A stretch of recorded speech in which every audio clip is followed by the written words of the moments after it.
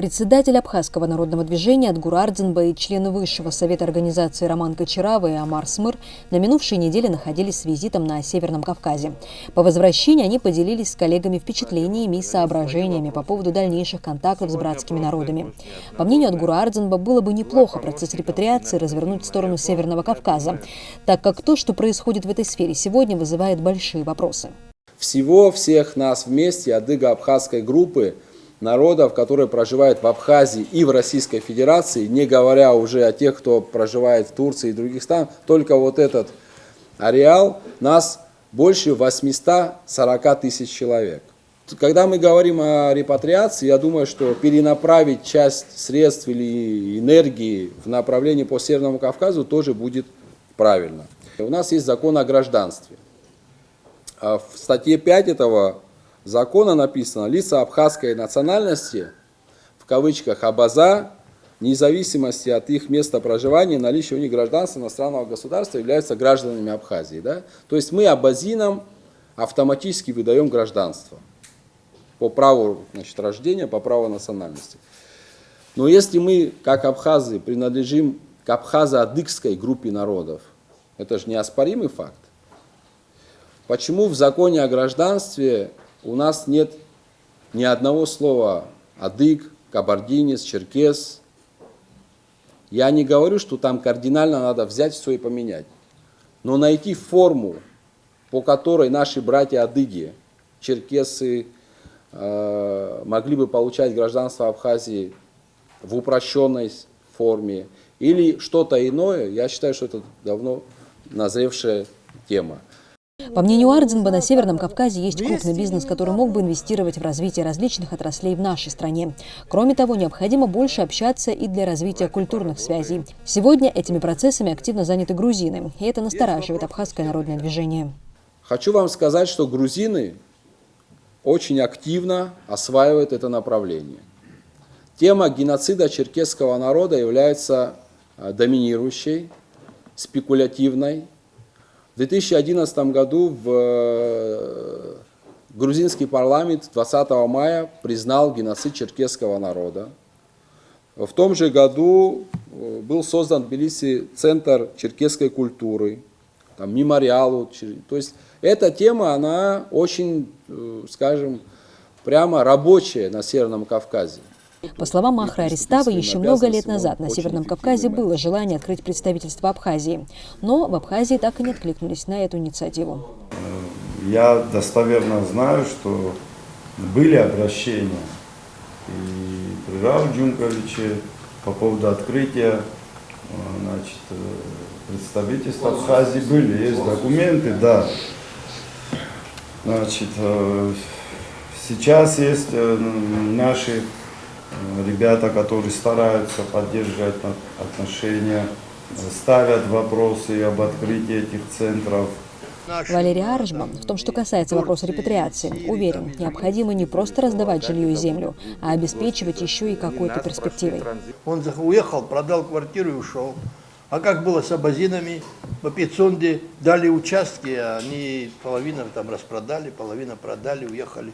Надо помимо гражданства еще другие какие-то документальные акты какие-то составить, чтобы они так просто не разбрасывались.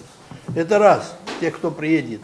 А у нас, например, около 30 человек, молодых людей, еще молодых людей, которые имеют жен, которые имеют 2-3 детей, живут на съемных квартирах. Вон в новом районе, если помните, там целый подъезд, они готовы были сами отремонтировать, чтобы им дали квартиры, им не дали там квартиры.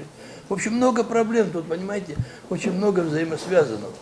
По гражданству, конечно, я готов. Можно, конечно, и кабардинцам, тем адыгейцам, тем более черкесам, абазинам, всем можно, конечно, давать, помимо абазин. По мнению депутата 6-го созыва Алхаса Джинджоля, поправки в закон о гражданстве могут ввести в Абхазии режим наибольшего благоприятствования для народов Северного Кавказа.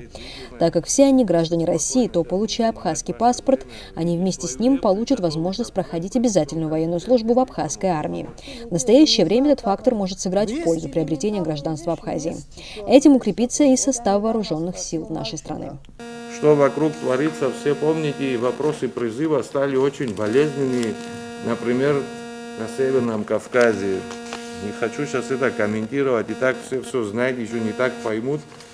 Почему не помочь нашим братьям, если мы их братьями считаем? А по мнению еще одного экс-депутата, в Абхазию не нужно возвращать репатриантов. Они приедут сами, если Абхазия будет привлекательной, перспективной страной. Именно над этим и нужно работать сегодня, считает Леонид Чимаго. Сюда без нашего приглашения приедут.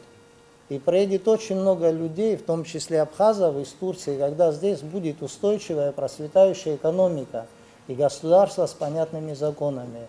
А так, вот мое личное мнение, еще раз говорю, пусть никто на меня не обижается, не критикуя никого, если мы эти деньги направили бы на внутренние ресурсы, 200 с чем-то миллионов рублей, нам хватило бы для того, чтобы на 10-15% враждаемость поднять внутри Абхазии. На заседании обсуждались также и текущие политические вопросы. Самый актуальный из них – это президентский вариант реформ – допустить возможность распуска парламента. Что, по мнению Адгура Ардзинба, попытка усмирить парламент, который мешает главе государства притворять в жизнь все его инициативы. А также расследование хищения средств при ремонте высоковольтной линии Ачгуара.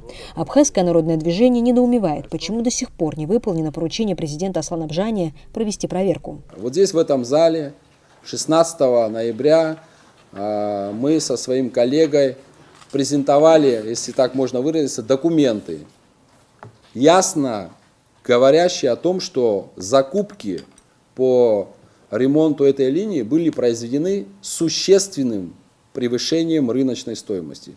Существенным, в 2, в 3, а то и более раза. Мы эти документы опубликовали, передали в прокуратуру. В тот же день глава государства 16 ноября дал всей правоохранительной системе Абхазии срок 15 дней. Прошло 1,5 месяца. До сегодняшнего дня решения никакого мы не видим, не знаем. Ну, скажем, если мягко, это очередное поручение президента, которое проигнорировала вся система. Проблемы сохранения и развития абхазского языка, демографию обсуждали на открытом заседании Высшего совета Абхазского народного движения и множество других актуальных вопросов. По итогам обсуждения по некоторым из них будут приняты решения и предприняты действия для претворения в жизнь. Марьяна Котова, Абаза ТВ.